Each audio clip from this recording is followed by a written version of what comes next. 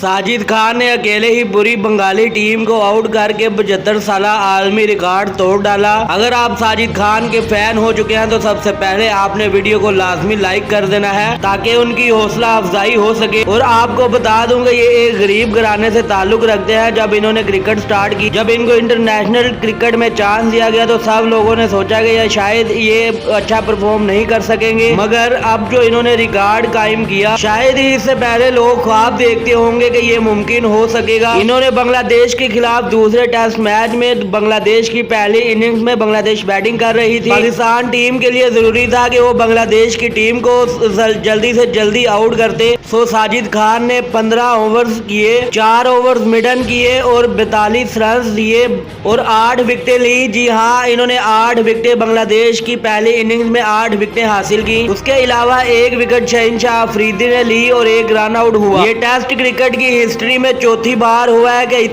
इतनी अच्छी फिगर आई है किसी बॉलर की जानिब से। बहुत ही ज्यादा उम्दा बॉलिंग का मुजाहरा किया आज साजिद खान ने। ये इनका आलमी वर्ल्ड रिकॉर्ड है। अगर आप साजिद खान की बॉलिंग के फैन हो चुके हैं तो कमेंट सेक्शन में लव यू साजिद लाजमी टाइप करना है और मेरे चैनल को भी सब्सक्राइब करना है ताकि क्रिकेट की तमाम तरह अपडेट से आपको बाखबर रखा जा सके। Thanks for watching.